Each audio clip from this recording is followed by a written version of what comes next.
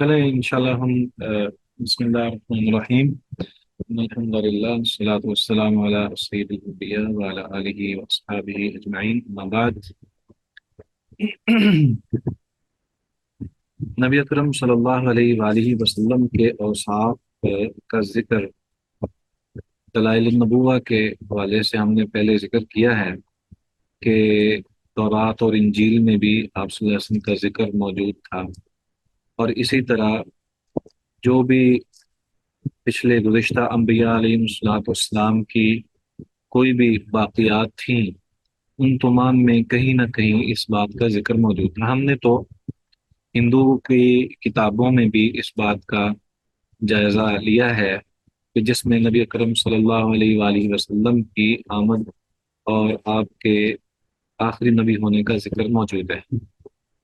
اسی طرح کچھ چیزیں ایسی ہیں جو کہ جو معروف تھیں اور نبی اکرم صلی اللہ علیہ وآلہ وسلم کو وہ جانتے تھے، اور کچھ نہ کچھ ان کو اندازہ تھا، تو چنانچہ اس پہ ہم بات کرتے ہیں۔ ابن اسحاق نے باقاعدہ ایک باب باندھا ہے جس میں اس دور کے عرب کاہنوں، یہودی علماء اور عیسائی راہبوں کے بہت سے ایسے اقوال نقل کیے گئے ہیں جن سے صاف پتہ چلتا تھا کہ نبی اکرم صلی اللہ علیہ وآلہ وسلم کی بعثت کا وقت قریب آ چکا ہے۔ اسی طرح سیدنا عبداللہ بن عباس رضی اللہ تعالی عنہما سے صحیح سند کے ساتھ روایت منقول ہے۔ اس کا ذکر ہم پہلے کر چکے ہیں، اب اس کو دوبارہ دیکھ لیتے ہیں کہ رسول اللہ صلی اللہ علیہ وسلم کی تشریف آوری بعثت سے قبل جنوں پر شہاب ثاقب پھینکے جانے لگے تھے تاکہ کہانت کا تلاقمہ ہو جائے۔ جاہلیت میں کہانت کا دار و مدار جنوں کی اطلاعات پر تھا، اور یہی وجہ ہے کہ پھر ان کو روکنے کے لیے اللہ تبارک و تعالیٰ نے بندوبست فرمایا۔ ایک مشہور کاہن سواد بن قارد ازدی سدوسی جو بعد میں مسلمان ہو گیا تھا، اس نے سیدنا عمر بن خطاب رضی اللہ تعالیٰ عنہ کو بیان کیا کہ نبی اکرم صلی اللہ علیہ وآلہ وسلم کی بعثت سے کچھ دیر قبل شیاطین نے کاہنوں کو خبر بتانی بند کر دی تھی اور وہ انتہائی ذلیل اور عاجز ہو گئے تھے۔ اس کاہن کے اسلام لانے کا سبب وہ اشارات ہی تھے جو اس نے کہانت اور جنوں کے ذریعے معلوم کیے تھے، اور اس نے خود اس کی تفصیل بیان کی تھی۔ سیدنا عمر فاروق رضی اللہ تعالیٰ عنہ کا اپنا اعتراف اس طرح منقول ہے کہ اللہ کی قسم، میں قریش کے چند ساتھیوں سمیت دور جاہلیت کے ایک بہت بڑے بت کے پاس موجود تھا۔ ایک شخص نے اس بت کا نام پر ایک بچہ ذبح کیا۔ ہم اس کے گوشت کی تقسیم کے منتظر تھے تاکہ ہمیں بھی اتنا حصہ ملے۔ اچانک میں نے اس بچڑے کے پیٹ سے زبردست آواز سنی، اس سے بلند کوئی آواز میں نے کبھی نہیں سنی تھی۔ اس کے الفاظ یہ تھے: وہ بے شرم شخص، نجات والی چیز آ چکی ہے۔ ایک شخص بآواز بلند کہہ رہا ہے: اللہ کے سوا کوئی حقیقی معبود نہیں۔ یہ ظہور اسلام سے تو صرف ایک مہینہ پہلے کی بات ہے۔ ابن اسحاق میں رسول اللہ صلی اللہ علیہ وآلہ وسلم کے متعلق یہود کی پیشگوئیوں کے بارے میں بھی روایت نقل کی ہے کہ بنو عبد الاشہل کے پڑوسیوں میں ایک یہودی نے انہیں بعث بعد الموت اور جزا و سزا کے بارے میں کچھ باتیں بتائیں۔ انہوں نے اس کا انکار کر دیا اور اس سے کوئی نشانی بتانے کو کہا۔ اس پر وہ یہودی مکہ اور یمن کی طرف ہاتھ بڑھا کر کہنے لگا: اس علاقے کی طرف سے ایک نبی آنے والا ہے۔ ابن صاحب نے نقل کیا کہ سالبہ بن سعید اور اسید بن سایہ اور اسد بن عبید بنو قریظہ کے قریبی بنو حنظل کے یہودیوں میں سے تھے۔ ان کے اسلام لانے کا سبب ایک یہودی ابن الحیان کی باتیں بن گئی۔ یہ شخص بعثت سے کئی سال پہلے شام سے مدینہ آیا تھا۔ اس نے بتایا: میرے مدینہ آنے کا سبب یہ ہے کہ مجھے توقع تھی کہ آخری نبی آ چکے ہیں، میں ان کا پیروکار بننا چاہتا ہوں۔ اس نے یہود کو تاکید کی کہ اس نبی کی پیروی کرنا، اس کام میں کوئی شخص تم سے سبقت نہ لے جائے۔ اس نے انہیں آپ صلی اللہ علیہ وسلم کی بعض نشانیاں بھی بتائیں۔ بنو قریظہ کے محاصرے کے دوران ان حضرات نے وہ نشانیاں اپنے آنکھوں سے دیکھ لی تو وہ مسلمان ہو گئے۔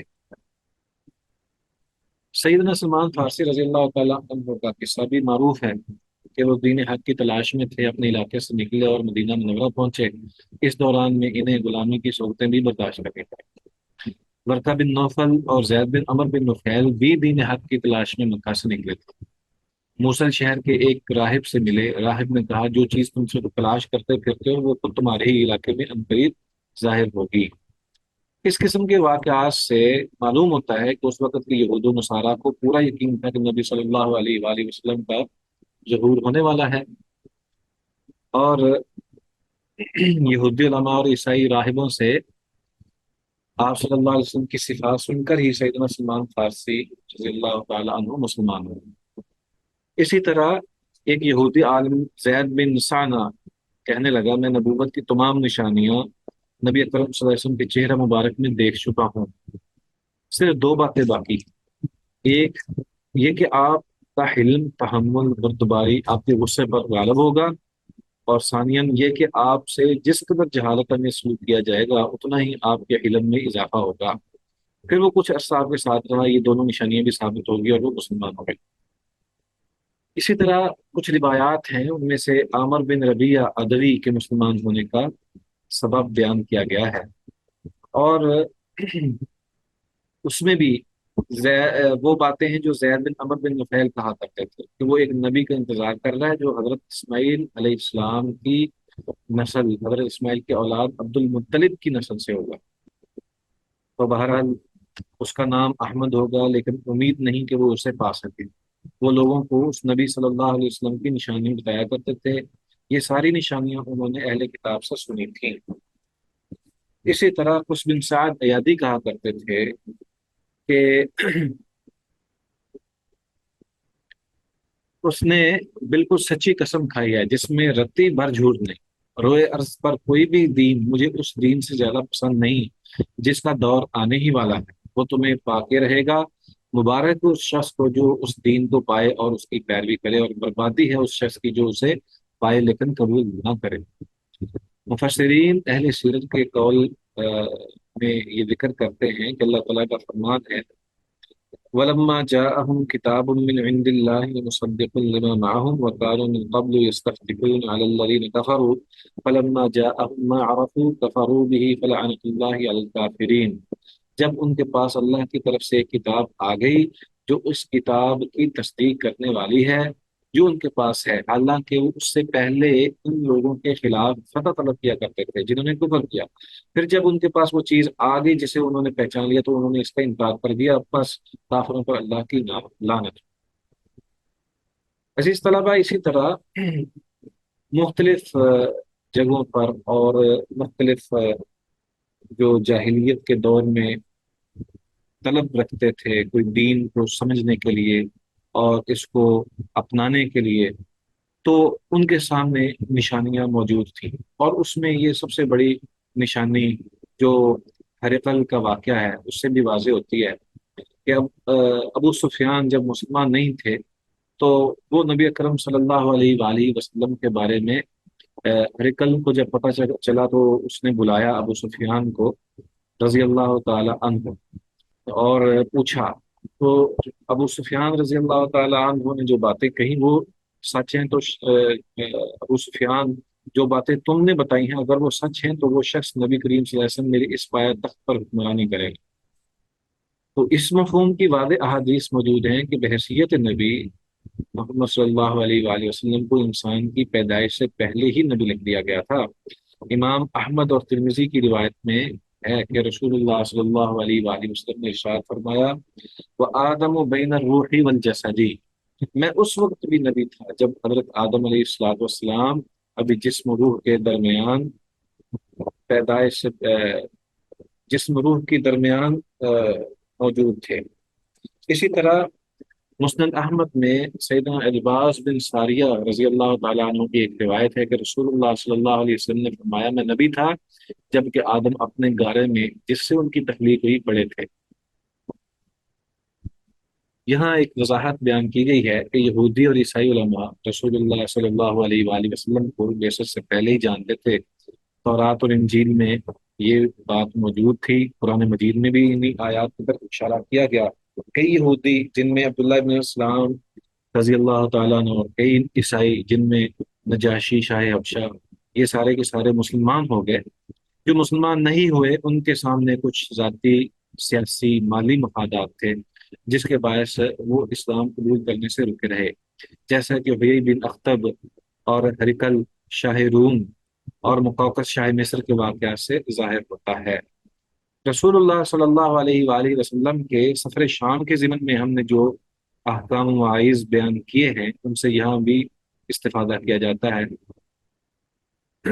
غار حرا میں اعتکاف و عبادت۔ رسول اللہ صلی اللہ علیہ وسلم اللہ تعالیٰ کا قرب حاصل کرنے کے لیے سب سے الگ غار حرا میں عبادت کیا کرتے تھے۔ اللہ تعالیٰ نے آپ کے دل میں انتہائی خلوت گزینی کا ذوق بیدار کر دیا تھا۔ آپ مسلسل کئی کئی دن اور راتیں اس غار میں قیام کرتے، یہاں تک کہ اسی غار میں آپ پر وحی اترنی شروع ہوئی اور اس وقت آپ کی عمر 40 سال تھی۔ ہر سال آپ علیہ الصلوۃ والسلام ایک ماہ غار حرا میں بسر کیا کرتے تھے۔ ابن اسحاق کی روایت کے مطابق قریش دور جاہلیت میں اس عبادت کے قائل اور اس پر عامل تھے، یعنی وہ دین ابراہیمی پر عامل تھے اور اس کے مطابق اپنی زندگی بسر کرتے تھے۔ اگرچہ اس میں انہوں نے شرک شامل کر دیا تھا، لیکن وہ یہی کہتے تھے جیسے یہود و نصارہ کہا کرتے تھے کہ ہم بھی ابراہیمی ہیں اور دین ابراہیم پر گامزن ہیں، تو اسی طرح مشرکین مکہ بھی یہی کہا کرتے تھے کہ ہم اسماعیل علیہ السلام کی اولاد میں سے اور انہی کے دین کے پیروکار، یعنی کہ حضرت ابراہیم علیہ الصلوۃ والسلام کے دین پر ہیں۔ کیونکہ سیدنا ابراہیم علیہ الصلوۃ والسلام کو رسالت بھی عطا فرمائی گئی تھی اور شریعت ان کی تھی، اس بنا پر دین ابراہیمی کی طرف وہ منسوب تھے۔ تو نبی اکرم صلی اللہ علیہ وآلہ وسلم جب غار حرا میں رہتے تو اسی طرح عبادت کرتے جیسے سیدنا ابراہیم علیہ الصلوۃ والسلام کا انداز تھا، جو حکم احکام تھے۔ اور پھر جب کوئی مسکین آتا آپ صلی اللہ علیہ وسلم سے کھانا کھلاتے۔ جب آپ اپنا اعتکاف پورا کر لیتے تو سب سے پہلے آپ کے بیت اللہ کا طواف کرتے۔ علماء کا اختلاف ہے کہ بیسط سے پہلے آپ کی عبادت کس شریعت کے مطابق تھی یا نہیں۔ اگر کسی شریعت کے مطابق تھی تو وہ کون سی شریعت تھی؟ زیادہ صحیح اور قوی یہی ہے کہ حضرت ابراہیم علیہ السلام کی شریعت کے مطابق تھی۔ یہ بھی کہا گیا کہ نوح علیہ السلام کی شریعت کے مطابق تھی، یہ بھی کہا گیا کہ موسیٰ علیہ السلام کی شریعت کے مطابق تھی، یہ بھی کہا گیا کہ عیسیٰ علیہ السلام کی شریعت کے مطابق تھی، اور یہ بھی کہا گیا کہ آپ جس چیز کو شریعت سمجھتے تھے اسی پر عمل کرتے تھے، مگر ان اقوال کی تفسیر کا یہ محل نہیں ہے۔ بہرحال زیادہ بات درست یہی ہے کہ سیدنا ابراہیم علیہ السلام کی شریعت کے مطابق نبی صلی اللہ علیہ وسلم عبادت کیا کرتے تھے۔ ہاں جی۔ اور اسی طرح بیسس سے کچھ ہی دیر پہلے کچھ ایسی چیزیں جو نبی اکرم صلی اللہ علیہ وآلہ وسلم کو نظر آتی ہیں، ان میں سے سیدہ عائشہ رضی اللہ تعالی عنہ سے روایت ہے کہ رسول اللہ صلی اللہ علیہ وسلم پر وحی کی ابتدا سچے خوابوں سے ہوئی۔ آپ جو بھی خواب دیکھتے وہ روز روشن کی طرح پیش آ جاتا۔ پھر آپ کو تنہائی بہت عزیز رہنے لگی۔ آپ غار حرا میں خلوت گزین رہتے تھے۔ گھر واپس آنے سے پہلے کئی راتیں عبادت میں گزار دیتے تھے۔ آپ اپنی مدت قیام کے لیے کھانے پینے کا سامان لے جاتے، پھر سیدہ خدیجہ رضی اللہ تعالی عنہا کے پاس واپس آ جاتے، مزید ایام کے لیے کھانے پینے کا سامان لیتے اور غار حرا چلے جاتے۔ ایک دن آپ غار حرا ہی میں تھے کہ اچانک آپ کے پاس حق آ گیا۔ رسول اللہ صلی اللہ علیہ وآلہ وسلم نے فرمایا، انی لعارف حجرا بمکہ کان یسلم علی قبل ان ابعث، انی لعارفہ الان، میں مکہ میں ایک پتھر کو جانتا ہوں جو میری بعثت سے پہلے مجھے سلام کیا کرتا تھا، میں اب بھی اسے پہچانتا ہوں۔ یہ بھی روایت ہے کہ دو فرشتے رسول اللہ صلی اللہ علیہ وسلم کے پاس آئے۔ اس وقت آپ مکہ مکرمہ کی ایک وادی میں تھے۔ ایک نے دوسرے سے کہا، اسے ایک آدمی کے وزن سے تولو۔ آپ کو تولا گیا تو حضرت محمد صلی اللہ علیہ وسلم بھاری رہے، حتیٰ کہ آپ کو آپ کی امت کے 1000 افراد کے مقابلے میں تولا گیا، تب بھی آپ ان سے برزی نکلے۔ اس فرشتے نے کہا، اگر تم انہیں ساری امت کے مقابلے میں بھی تولو گے تب بھی یہی بھاری رہیں گے۔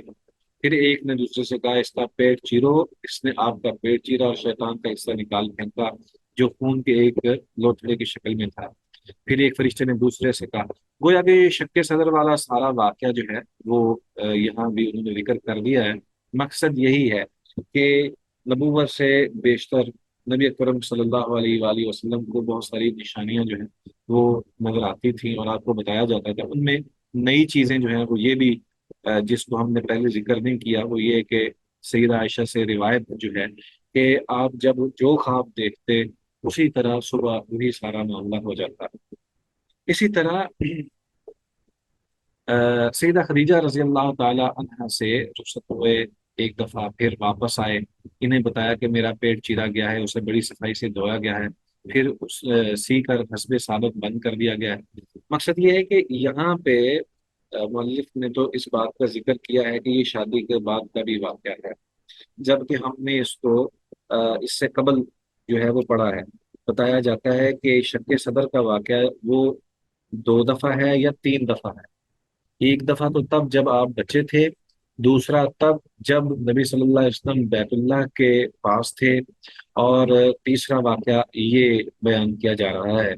तो मकसद यही है कि शक सदर का वाकया मुतअद्दिद मरतबा हुआ है। तो सईदा खदीजा रजी अल्लाह ताला अन्हा को जब बताया गया तो वो कहने लगी, वल्लाह ये तो बहुत अच्छी बात है, खुश हो जाइए कि आपको नबूवत मिलने वाली है। इसी तरह नबी अकरम सल्लल्लाहु अलैहि वसल्लम ने सईदा खदीजा से फरमाया, मुझे रोशनी सी नजर आती है और मैं एक आवाज भी सुनता हूँ, तो भी कभी मुझे ख्याल गुजरता है कहीं मुझे जुनून तो नहीं। तो सईदा खदीजा ने फरमाया, इब्ने अब्दुल्ला, हरगिज नहीं, अल्लाह ताला आपसे ऐसा सलूक हरगिज नहीं करेगा। जी। फिर वो आपको बरका बिन नौफल के पास ले गई, इन्हें पूरी तफसील बताई, तो वो कहने लगे, अगर ये सच है तो फिर ये उसी फरिश्ते की तरह जो हजरत मूसा पर उतरता था। अगर मेरी जिंदगी में इन्हें नबी बना दिया गया तो मैं उनकी पूरी तायद करूंगा, भरपूर मदद करूंगा और इन पर ईमान लाऊंगा।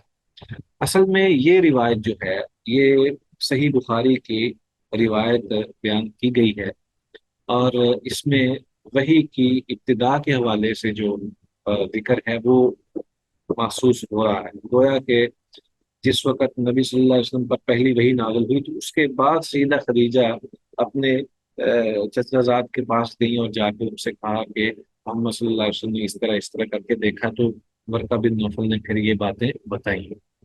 तो यहाँ पे इन्होंने इस बात का जिक्र किया है कि ये उससे कबल ही, यानी अभी वही नावल नहीं हुई थी, तो नबूवत और रिसालत मिलने से कबल ही नबी सल्लल्लाहु अलैहि वसल्लम के साथ ये मामला आ गया, पेश आ गया, और वर्का बिन नौफल वाला वाक़या जो है वो सामने आता है। अच्छा जी, अब हमने कुछ ये जो पढ़ा है उसमें से कुछ चीजें हम अ, उसका जो खुलासा है, या यूं समझिए उसमें से कुछ असबाब हैं या नुकात हैं, हम इनको देखते हैं। मौलिक बयान करते हैं कि ये अलामात और मोजज़ात जो रसूलुल्लाह सल्लल्लाहु अलैहि वसल्लम से ज़ाहिर हुए, दरअसल इस अमर के गैबी इरशादात इशारात थे कि आप अपने दौर के दूसरे हनीफियों की से मुमताज हैं, और अल्लाह ताला करीब आपको एक रफ़ी शान जिम्मेदारी सौंपने वाला है। सच्चा ख्वाब नबूवत के 46 हिस्सों में से एक है। ये इस तरह साबित हुआ कि सारा दौरे दौरे वही 23 साल पर मुहित था। उसमें से 6 माह तक आपको मुसलसल सच्चे ख्वाब आते रहे। ये अरसा भी फिल वाक़े दौरे वही का 46वां हिस्सा है। और खलवत गुजीरनी हर मुसलमान के लिए सूदमंद है, ताकि वो यकसुई से हालात की रफ्तार का जायजा ले और माशरती की बातों के इराले का मुस्बत हल सोच सके। ये चंद चीजें आप इनको देख लीजिएगा। उसके बाद आप अब जो है वो वही के नजूल की बात आती है। तो अल्लाह तबारक व तआला का फरमान है, इक़रा बिस्मि रब्बिकल लज़ी खलक़, खलक़ल इंसान मिन अलक़, इक़रा व रब्बुकल अकरम अल्लज़ी अल्लम बिल क़लम, अल्लमल इंसान मा लम यअलम।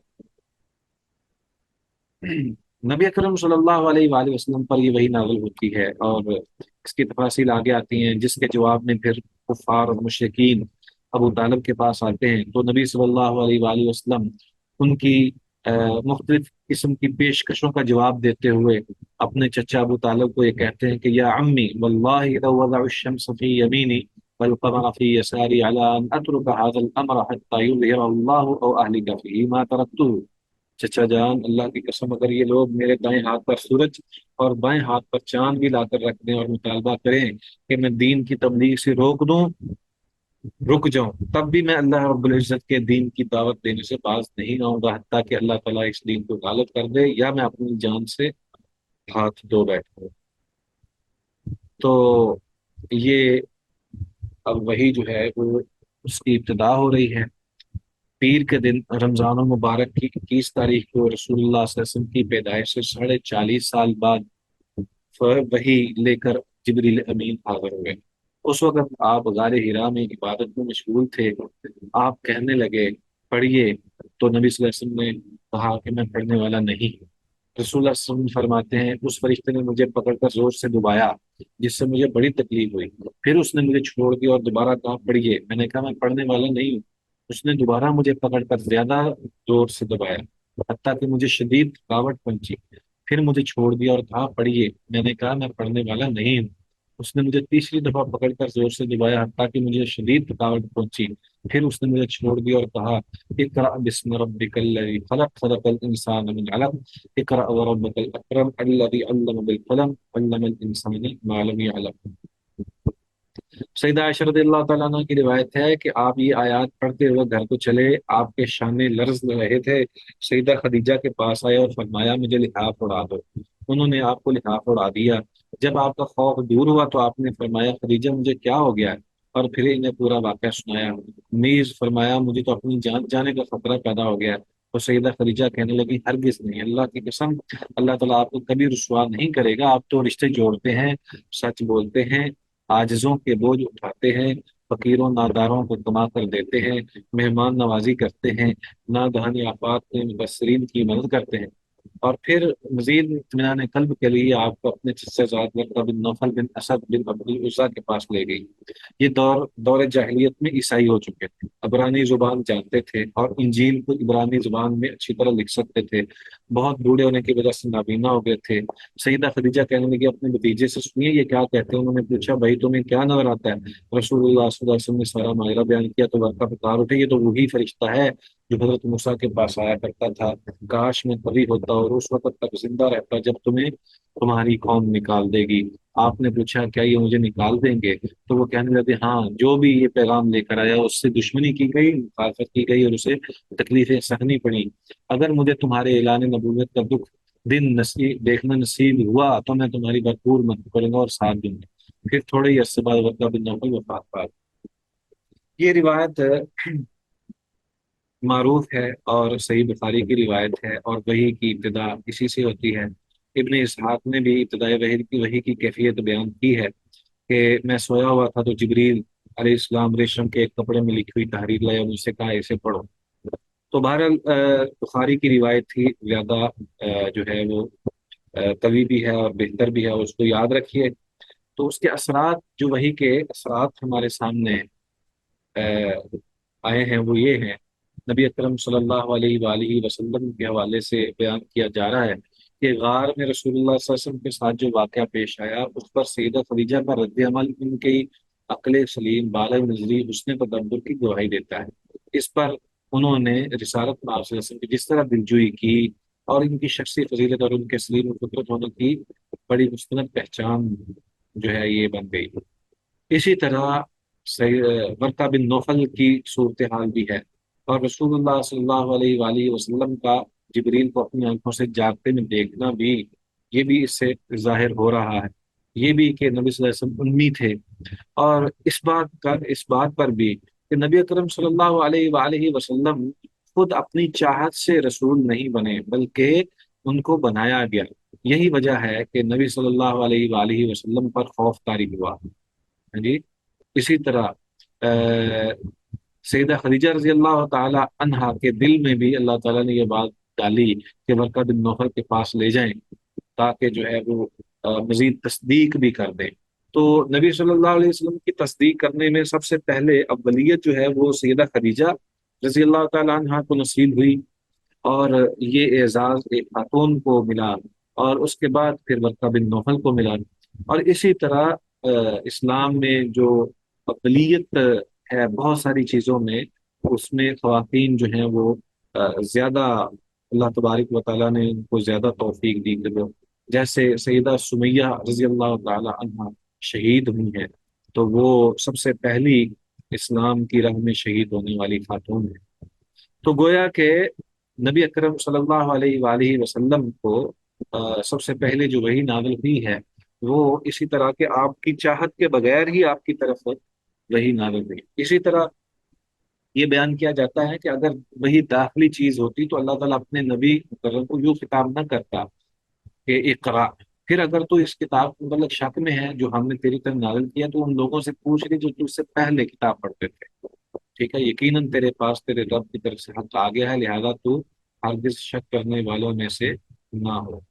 تو اسی طرح یہ بھی اللہ کی حکمت کا تقاضا تھا کہ آپ امی رہیں، لکھنا پڑھنا نہ سیکھ سکیں، تاکہ قرآن کی مبتدا قرآن کے مبدا اور اس کے سرچشمہ کے بارے میں کسی ذہن میں کوئی شک و شبہ باقی نہ رہے۔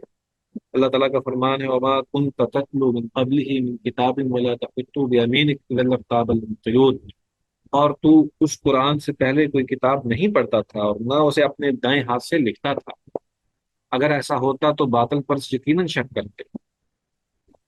اس کے بعد کچھ عرصہ آتا ہے نبی صلی اللہ علیہ وسلم پر جب پہلی وحی نازل ہوئی تو اس کے بعد 6 مہینے تک وحی رک گئی۔ اور سیرت نگاروں میں کسی نے 6 مہینے کا ذکر کیا ہے، کسی نے 40 دن کا ذکر کیا ہے، اور کسی نے چند دن کی بات کی ہے کہ نبی اکرم صلی اللہ علیہ وسلم پر یہ وحی رک گئی، اور اس بنا پر نبی اکرم صلی اللہ علیہ وآلہ وسلم پریشان ہو گئے۔ روایات میں ہے کہ آپ نے کئی مرتبہ ارادہ کیا کہ کسی پہاڑ کی چوٹی سے کود جائیں۔ علامہ البانی نے یہ بات کہی ہے کہ یہ روایت ہی ضعیف ہے کہ خودکشی کرنے والے، اگر یہ انبیاء اس طرح کا سوچ بھی نہیں سکتے۔ خیر، بعد میں پھر اللہ تبارک و تعالیٰ نے دوبارہ جب وہی نازل فرمائی تو یہ آیتیں نازل فرمائی، یا ایھا المدثر قم فانذر وربک فکبر وثیابک فطہر والرجز فاہجر۔ تو اول تو یہ تھا کہ نبی صلی اللہ علیہ وسلم پر وہی نازل ہوئی ہے، پھر اس کے بعد اللہ تعالیٰ نے کچھ نماز کے احکام وغیرہ جو ہے وہ لازم کیے، اور وحدانیت کا اپنی وحدانیت کا اعلان کروایا گیا۔ تو پھر اس کے بعد یہ باقاعدہ طور پر قرآن کی آیتیں جو ہیں یہ نازل ہوئی کہ اے کمبل اوڑھ کر لیٹنے والے اٹھ کھڑا ہو اور لوگوں کو ڈرا، اور اپنے رب ہی کی بڑائی بیان کر، اور اپنے کپڑے پاک رکھ اور ناپاکی چھوڑ دے۔ اور پھر اس کے بعد جو ہے وہ وہی مسلسل آنے لگی۔ تو رکنے کی جو حکمت ہے اس میں یہ ہے کہ نبی صلی اللہ علیہ وسلم کو شوق پیدا ہو جائے، اور دوسرا یہ بھی کہ یہ ان کی مرضی سے وہی نازل نہیں ہو رہی، بلکہ اللہ تعالیٰ کی طرف سے جب وہ چاہے گا وہی عطا فرمائے گا۔ تو یہاں پر تقریباً 6 7 مختلف انداز ہیں وحی کے، ان کو بھی سمجھ لینا چاہیے۔ حافظ ابن قیم رحمہ اللہ نے اس کو بیان کیا ہے۔ سب سے پہلا تو سچا خواب ہے، جیسے ہم پہلے پڑھ چکے ہیں، خواب دیکھتے نبی صلی اللہ علیہ وسلم اور صبح ویسا ہی ہو جاتا، اور یہی ایک طریقہ تھا اللہ تعالیٰ کی طرف سے کہ پہلے یہی ہوتا تھا کہ اگر نبی صلی اللہ علیہ وسلم کو کوئی حکم جاری کرنا ہوتا تو خواب دکھا دیا جائے۔ دوسرا، فرشتہ رسول اللہ صلی اللہ علیہ وسلم پر ظاہر ہوئے بغیر آپ کے دل و دماغ میں کوئی چیز ڈال دیتا۔ نبی صلی اللہ علیہ وسلم نے فرمایا روح القدس نے میرے دل میں یہ ڈالا کہ کوئی شخص اس وقت تک فوت نہیں ہوتا جب تک وہ اپنا پورا رزق حاصل نہیں کر لیتا۔ اسی طرح نبی اکرم صلی اللہ علیہ وسلم کے سامنے ایک آدمی کی شکل میں، دہیہ کلبی رضی اللہ تعالیٰ عنہ کی شکل میں فرشتہ ظاہر ہوتا اور آپ سے باتیں کرتا اور آپ کو اللہ کا حکم پہنچا دیتا ہے۔ اسی طرح گھنٹی کی آواز نبی صلی اللہ علیہ وسلم سنتے، اور نبی صلی اللہ علیہ وسلم سے ہے کہ یہ سب سے زیادہ سخت اور گراں گزرتی یہ کیفیت وحی کی، اور اس میں شدت ہوتی تھی۔ اسی طرح رسول اللہ صلی اللہ علیہ وسلم نے فرشتے کو اس کی اصلی حالت میں بھی دیکھا ہے، ٹھیک ہے۔ اسی طرح بغیر وحی کے براہ راست شب معراج کے موقع پر اللہ تبارک و تعالیٰ کا جو ہے جب اللہ تعالیٰ کے ساتھ ہم کلامی ہوئی ہے تو اس موقع پر درمیان میں کوئی بھی پیغام دینے والا نہیں تھا، یعنی وحی کو پہنچانے والا نہیں، بلکہ جب اللہ تبارک و تعالیٰ براہ راست ہم کلام ہوئے۔ تو یہ چند ایک چیزیں ہیں جو کہ وحی کے حوالے سے ہیں۔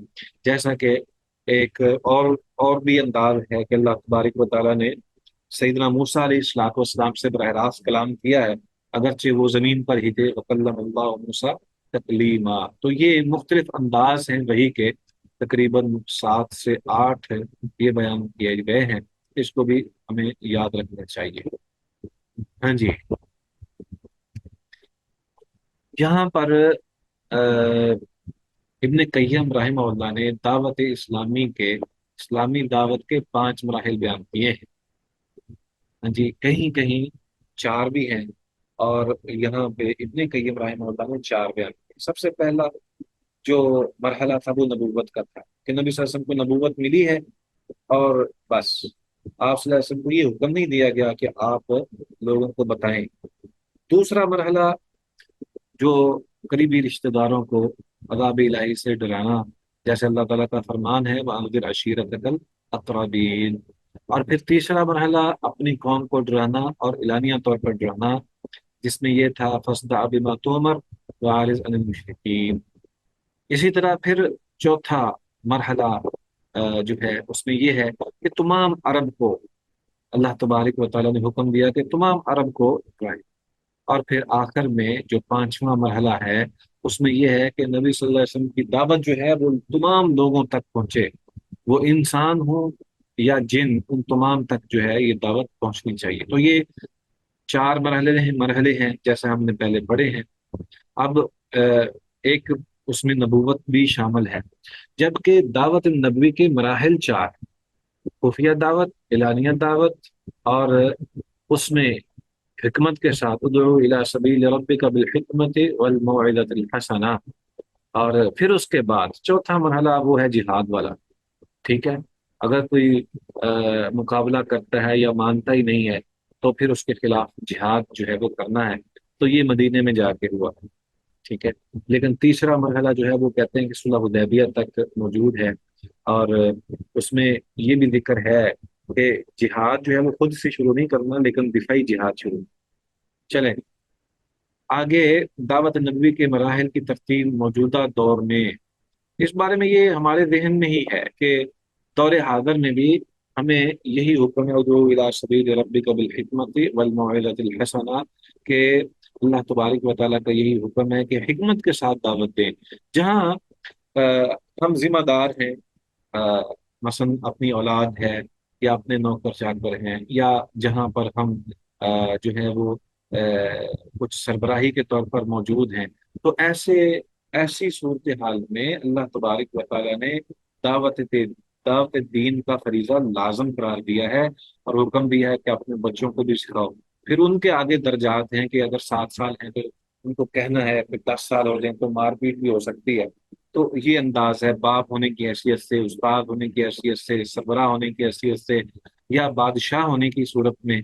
तो ये मुख्तलिफ हर एक के की जिम्मेदारियां जो हैं वो मौजूद हैं। ठीक है, तो नबी अकरम सल्लल्लाहु अलैहि वसल्लम ने ये इसी तरह ही पहले खुफिया है, फिर एलानिया है, फिर उसके बाद दिफाई है, फिर आखिर में जिहाद लिअला कलिमतुल्लाह के तौर पर जो है वो किया गया है। तो हमें भी इस चीज को सामने रखना चाहिए। तो उसके बाद नबी अकरम सल्लल्लाहु अलैहि वसल्लम ने आखिर दम तक जो है वो यहाँ तक फरमा दिया फिर कि जजीरतुल अरब से यहूद को और ईसाइयों को निकाल दो, यानी मुशरिकीन को जजीरतुल अरब से निकाल दो, और एक रिवायत में है कि यहूद को जजीरतुल अरब से निकाल दो। मकसद यही है कि अ, नबी अकरम सल्लल्लाहु अलैहि वसल्लम जो दीन हमारे लिए छोड़ के गए हैं उसमें ये नहीं हो सकता कि हम अपनी जिम्मेदारी से कोताही करें, या अपने दीन को या अपने इस्लाम को खुफिया तौर पर उस पर अमल पैरा होकर कहें कि बस ठीक है, हर एक का अपना अपना मजहब, अपना अपना तरीका है, जो मर्जी जहाँ पे मर्जी लगा हुआ है वो नहीं। हमें ये हुक्म है कि हम अपने जो भी हमारे ऊपर फरीजा है उसको सही तौर पर सर अंजाम दें, कोशिश करें, मेहनत करें, अल्लाह की तरफ लोगों को बुलाएं, क्योंकि अमर बिल मारूफ और नही अनिल मुनकर का फरीजा हर मुसलमान पर दर्जा बदर्जा मौजूद है। और दर्जा बदर्जा से मुराद क्या है? जैसे नबी अकरम सल्लल्लाहु अलैहि वसल्लम की हदीस है, आप सल्लल्लाहु अलैहि वसल्लम ने फरमाया कि अगर तुम अ, हाथ से बुराई को रोक सकते हो तो हाथ से रोको, जुबान अगर हाथ से नहीं तो जुबान से रोको, और जुबान से नहीं रोक सकते तो दिल में बुरा ख्याल करो। तो ये उस वक्त आखिरी मरहला है। ठीक है, ये आखिरी मरहला है जिसमें हमें दावत दीन के अंदर ये हो सकता है कि हम उसको बुरा जाने। अच्छा, यहाँ पे वो लोग जो कि नबी अकरम सल्लल्लाहु अलैहि वसल्लम की दावत कबूल करने के बाद मुसलमान हुए, तो उनमें चंद एक चीज़ें जो हैं वो हमारे सामने मौजूद हैं, हम उनको पहले ही जानते हैं। सबसे पहली बात कि नबी सल्लल्लाहु अलैहि वसल्लम का सारा खानदान मुसलमान हुआ। ठीक है, जैसे हम जानते हैं, अभी हमने पढ़ा है कि सईदा खदीजा रजी अल्लाह ताला अन्हा, बल्कि वो तो हौसला अफजाई कर रही हैं। असल में वो हौसला अफजाई क्यों करती थी? इसलिए कि उनको अंदाजा हो चला था। मैसरा ने कुछ निशानियां बयान की, कुछ वर्का बिन नौफल ने जो है वो बताया, और इस तरह उनको वो एक इंतहाई समझदार खातून थी, उनको ये अंदाजा था कि ये आखिरी नबी हैं। इसलिए वो नबी सल्लल्लाहु अलैहि वसल्लम को बजाय इसके कि वो खौफजदा होते اور سیدہ خدیجہ بھی جو ہے وہ صرف دلاسے تک ہی محدود رکھی نہیں، بلکہ حوصلہ افزائی بھی کی۔ تو سب سے پہلے مسلمان ہونے والی سیدہ خدیجہ رضی اللہ تعالیٰ عنہا اور نبی صلی اللہ علیہ وسلم کی آل اولاد ہے، اسی میں سیدنا علی رضی اللہ تعالیٰ عنہ بھی ہے۔ کہ دوسرے دن جو ہے جب انہوں نے دیکھا کہ نبی صلی اللہ علیہ وسلم نماز پڑھ رہے ہیں، تو انہوں نے اپنے باپ سے کہا، ابو طالب سے، کہ میں اپنے بھائی کو اس طرح کر کے دیکھ رہا ہوں۔ تو ابو طالب نے کہا کہ جیسے وہ کہتے ہیں ویسے کرتے چلے جاؤ۔ تو مقصد یہی ہے کہ ان کے گھر میں رہنے والے جتنے بھی افراد تھے وہ سارے کے سارے پہلے نمبر پر مسلمان ہوئے۔ اچھا، ان میں غلاموں میں ہم سب جانتے ہیں کہ نبی صلی اللہ علیہ وسلم کا غلام زید بن حارثہ رضی اللہ تعالیٰ عنہ، وہ بھی گھر میں ہی تھے۔ تو اسی طرح حضرت ابو بکر صدیق رضی اللہ تعالیٰ عنہ واحد فرد فرید ہیں جنہیں نبی صلی اللہ علیہ وآلہ وسلم نے باقاعدہ طور پر دعوت اسلام دی، اور وہ مسلمان ہوئے۔ اور سب سے پہلے تصدیق کرنے والے، نبی صلی اللہ علیہ وسلم کی تصدیق کرنے والے گھر کے افراد کے علاوہ وہ سیدنا ابو بکر صدیق رضی اللہ تعالیٰ عنہ ہیں۔ اور ورقہ بن نوفل، ظاہر بات ہے کہ انہوں نے تو نبی صلی اللہ علیہ وآلہ وسلم کی نبوت اور رسالت کا دور پایا ہی نہیں ہے، ٹھیک ہے، وہ پہلے ہی فوت ہو گئے۔ لیکن بہرحال انہوں نے قبل از بعثت ہی آپ کی تصدیق کر دی تھی، لیکن جب بعثت مل گئی تو گھر کے افراد میں سارا خاندان، سیدہ خدیجہ اور آپ کی بیٹیاں، اور اس کے علاوہ آپ کا غلام زید بن حارثہ، آپ کے چچیرے بھائی جو آپ کے لے پالک سیدنا علی رضی اللہ تعالیٰ عنہ، یہ سارے کے سارے مسلمان ہوئے۔ لیکن جن کو باقاعدہ دعوت دی گئی اور انہوں نے تصدیق کی، وہ سیدنا ابو بکر صدیق رضی اللہ تعالیٰ عنہ۔ نبی اکرم صلی اللہ علیہ وآلہ وسلم نے جب دعوت دین دی ہے، اس کے مختلف مراحل آئے ہیں، جیسا کہ ہم نے پہلے ذکر کیا ہے۔ نبی صلی اللہ علیہ وآلہ وسلم نے 4 مراحل میں دعوت دین دی ہے، ٹھیک ہے۔ اب اس کے بعد جو اس کا رد عمل تھا وہ بھی 4 سے زیادہ تھا، یعنی مختلف نوعیتیں تھیں، مختلف طریقہ کار تھے، اور مختلف انداز تھے کہ کفار مشرکین نے نبی اکرم صلی اللہ علیہ وآلہ وسلم کی مخالفت کی۔ کچھ تو ایسے تھے جن کے دل صاف پاک تھے، اور وہ جیسے ہی نبی صلی اللہ علیہ وسلم نے دعوت دی، اسی وقت ہی انہوں نے اسلام کو قبول کر لیا۔ کچھ تو ایسے تھے، ٹھیک ہے، کہ جیسے ہی نبی صلی اللہ علیہ وسلم نے کہا کہ میرے پاس فرشتہ آیا ہے اور اس نے یہ بات کہی ہے اور لا الہ الا اللہ، تو انہوں نے فوری طور پر اسلام کو قبول کر لیا، جیسے سیدنا ابو بکر صدیق رضی اللہ تعالیٰ عنہ۔ اچھا، پھر اس کے بعد سیدنا ابو بکر صدیق رضی اللہ تعالیٰ عنہ کا بھی بہت ہی عظیم کام ہے کہ انہوں نے مختلف لوگوں کو دعوت دین دی۔ حضرت عثمان رضی اللہ تعالیٰ عنہ آپ کی دعوت کی بنا پر مسلمان ہوئے۔ اسی طرح دیگر کئی ایسے دسیوں لوگ ہیں جن کو سیدنا ابو بکر صدیق رضی اللہ تعالیٰ عنہ نے دعوت دین دی اور وہ مسلمان ہوئے۔ لیکن چند ایک چیزیں جو ہیں وہ ہمیں جاننے کی ضرورت ہے، اور اس میں یہ ہے کہ نبی صلی اللہ علیہ وسلم نے سب سے پہلے اپنے رشتہ داروں کو دعوت دین دی، سب سے پہلے اپنے عزیزوں کو بلایا، ان کی دعوت دی، کھانے کی دعوت کی۔ تو جیسے ہی انہوں نے کھانا شانا کھایا، نبی صلی اللہ علیہ وسلم بات کرنا چاہتے تھے لیکن وہ آپس کی باتوں میں ہی مشغول رہے، تو نبی صلی اللہ علیہ وسلم جو مقصد تھا اسلام کی دعوت دینے کا وہ پورا نہ کر سکے، چنانچہ وہ واپس چلے گئے۔ تو نبی صلی اللہ علیہ وسلم نے دوسرے دن پھر حضرت علی رضی اللہ تعالیٰ عنہ کو دوبارہ کہا کہ اس طرح کرو، کھانا شانا تیار کرو اور اپنے ہمارے جو خاندان والے ان کو بلاؤ۔ تو نبی صلی اللہ علیہ وسلم نے اپنے چچاؤں کو، اپنی پھوپھیوں کو دوبارہ پھر دوسرے دن جمع کیا۔ دوسرے دن بھی وہ آئے، ان میں ابو لہب بھی تھا اور دیگر تمام پھوپھیاں اور چچا موجود تھے۔ تو کھانا جب انہوں نے کھا لیا، پھر آپس میں ایسی باتیں کرتے رہے کہ نبی صلی اللہ علیہ وسلم کو موقع ہی نہ مل سکا کہ وہ پھر بات کریں اور اسلام کی دعوت دیں، چنانچہ وہ پھر چلے گئے۔ تیسرے دن پھر نبی صلی اللہ علیہ وآلہ وسلم نے دعوت دی، اور جب وہ کھانا کھا چکے تو نبی صلی اللہ علیہ وسلم نے خود ہی بات پھر شروع کر دی اور ان کو بتایا کہ کیا تمہیں لگتا ہے کہ میں جو بات کہوں وہ سچ ہوگی؟ کیا تم مجھے سچا پاتے ہو؟ تو انہوں نے کہا ہاں بالکل، تو ہمارا ایسا فرد ہے ہمارے خاندان کا جو بہت ہی عظیم ہے، اور ہمیشہ ہم نے آپ کو صادق و امین پایا ہے، آپ جو کہتے ہیں سچ ہی کہتے ہیں۔ تو نبی صلی اللہ علیہ وآلہ وسلم نے پھر فرمایا کہ میرے پاس فرشتہ آتا ہے اور اس نے اللہ تعالیٰ کا حکم جو ہے وہ دیا ہے کہ میں اپنے رشتہ داروں کو ڈراؤں اور دین کی طرف جو ہے وہ بلاؤں۔ चुनाचे फिर उन्होंने सब ने खामोशी इख्तियार की, लेकिन अबू लहब ने इस मौके पर नबी सल्लल्लाहु अलैहि वसल्लम की मुखालफत शुरू कर दी और कहा कि ये कैसे हो सकता है, हम तेरी बात को मान लें। और उसने जो उज़र पेश किया वो उज़र ये था कि ये ये ऐसी बात है जिसको मक्का वाले कबूल ही नहीं करेंगे और अरब वाले कबूल नहीं करेंगे, इस बिना पर हम कैसे इस बात को लोगों तक जो है वो पहुंचाएं, ऐसा नहीं हो सकता। तो फिर नबी सल्लल्लाहु अलैहि वसल्लम को अल्लाह तबारक व तआला ने हुक्म दिया कि आप इस तरह करें, तमाम लोगों को दावत दीन दें। चुनाचे नबी अकरम सल्लल्लाहु अलैहि वसल्लम फिर कोहे सफा पर खड़े हो गए और वा सबाहा का आवाजा लगाया, जिसका मकसद यही था कि सारे लोग जमा हो जाएं, इकट्ठे हो जाएं। चुनाचे सब लोग जब इकट्ठे हुए तो नबी अकरम सल्लल्लाहु अलैहि वसल्लम ने पहले उनसे पूछा कि मुझे ये बताओ कि अगर मैं वो कोई बात कहूँ तो उसकी तस्दीक करोगे। तो उन्होंने कहा हाँ बिल्कुल, हमने हमेशा आपको सादिक व अमीन पाया है। तो नबी सल्लल्लाहु अलैहि वसल्लम ने फरमाया कि अच्छा मुझे ये बताओ कि अगर मैं तुम्हें कहूँ कि इस पहाड़ के दूसरी जानब एक ऐसा लश्कर आ रहा है जो कि जंग करने के लिए आ रहा है, तो क्या तुम मेरी बात को मान लोगे? तो सबने कहा हाँ बिल्कुल, हम जरूर मानेंगे, आपने कभी झूठ नहीं बोला। अच्छा, इस मजलिस में भी अबू लहब भी था, अबू जहल भी था, नबी सल्लल्लाहु अलैहि वसल्लम के खानदान के लोग भी थे। तो नबी सल्लल्लाहु अलैहि वसल्लम ने फिर अल्लाह की दावत को लोगों के सामने पेश कर दिया कि ए लोगो, अल्लाह से डर जाओ और अल्लाह के अलावा हर एक की जो तुम पूजा करते हो उसको छोड़ दो, सिर्फ एक अल्लाह की इबादत करो। तो उस मौके पर फिर अबू लहब और अबू जहल जो है वो बोलने लगे और कहने लगे कि बहुत सारी मुख्तलिफ ऐसी बातें उन्होंने की कि जिससे नबी सल्लल्लाहु अलैहि वसल्लम के बारे में, कि उनकी दावत को उन्होंने जो है वो कबूल नहीं किया।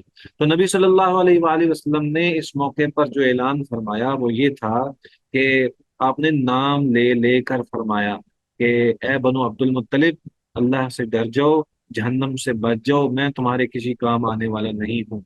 और फिर नबी सल्लल्लाहु अलैहि वसल्लम ने अपनी फूफी सफिया का नाम लिया कि ए सफिया बिनते अब्दुल मुत्तलिब, अल्लाह तबारक व तआला की दावत को कबूल कर लो और अपने आप को जहन्नम की आग से बचा लो। यहाँ पे नबी सल्लल्लाहु अलैहि वसल्लम ने अपनी बेटी सैयदा फातिमा का भी जिक्र फरमाया है। आप सल्लल्लाहु अलैहि वसल्लम कहने लगे, ए फातिमा, तू भी अपने आप को अल्लाह की आग से, अल्लाह से बचा ले, कहीं ऐसा ना हो। तो आपको चाहिए कि आप सिर्फ एक अल्लाह की ही इबादत करें, किसी दूसरे की इबादत ना करें। तो फिर जब कुफार ने ये सारी बातें सुनी, खानदान वाले तो खामोश रहे सिवाय अबू लहब के, क्योंकि खानदान वाले जो हैं वो अपने फर्द को जो है वो लाजवाब करना उनके लिए बड़ा मुश्किल हो गया था। और ये हमेशा रहा है कि अरब जो हैं वो अपने खानदान की तरफदारी करते हैं। कबाइल जो हैं वो एक दूसरे के साथ तो मुठभेड़ हो जाती है, लेकिन आपस में वो इत्तेफाकिया रखते हैं। और ये शुरू से ही इंसानी तारीख रही है कि हर कोई शख्स जो है वो अपने कबीले और अपने खानदान के बारे में मुतासब होता है। तो नबी सल्लल्लाहु अलैहि वसल्लम के खानदान वाले तो उस मौके पर खामोश रहे सिवाय अबू लहब के। अबू लहब ने नबी सल्लल्लाहु अलैहि वसल्लम की मुखालफत शुरू कर दी। लेकिन फिर उसके बाद नबी सल्लल्लाहु अलैहि वसल्लम को अल्लाह तबारक व तआला ने ये हुक्म दिया कि आप अब इनफरादी तौर पर लोगों को दावत इस्लाम दें। अच्छा, जैसे हमने पहले जिक्र किया है कि नबी सल्लल्लाहु अलैहि वसल्लम की दावत पर लब्बैक कहने वाले सैयदना अबू बकर सिद्दीक थे। तो साथ ही हजरत अबू बकर सिद्दीक के घर वाले भी सारे मुसलमान हो गए सिवाय उनके वालिद और वालदा के। रिवायात में आता है कि हजरत अबू बकर सिद्दीक ने अपनी वालदा और वालिद के लिए दुआ की अपील की थी कि "ए अल्लाह के नबी, आप इनके लिए दुआ कीजिए कि ये भी मुसलमान हो जाए"। और वो बाद में फिर मुसलमान हुए, वो बाद में मुसलमान हुए। तो लेकिन नबी सल्लल्लाहु अलैहि वसल्लम के दोस्त सैयदना अबू बकर सिद्दीक के घर वाले, यानी आपकी जौजा, आपकी आल औलाद जो है वो पहले दिन ही मुसलमान हो गए थे। उसके बाद हजरत अबू बकर ने ये काम किया कि लोगों को इनफरादी तौर पर दावत दी। उसमें बहुत सारे नाम आते हैं और उसमें वो लोग भी हैं जो कि गुलाम थे और उनको जब दावत दी तो उन्होंने इस्लाम कबूल कर लिया। फिर जब इस्लाम कबूल कर लिया तो जालिमों मुशरिकों ने उनको मारना पीटना शुरू कर दिया। तो फिर हजरत अबू बकर ये किया करते कि अपने माल के साथ उनको छुड़ा लेते और उनको आज़ाद कर देते। इसी तरह कुछ ऐसे अफराद भी थे जो मक्का से बाहर वाले थे।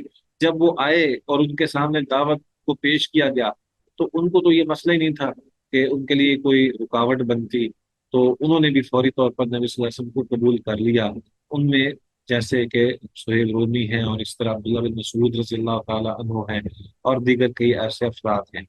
तो ये 3 साल का दौरानिया जो है, इस दौर में सहाबा जो हैं वो मुसलमान हुए, लेकिन उन्होंने अपने इस्लाम को छुपाए रखा।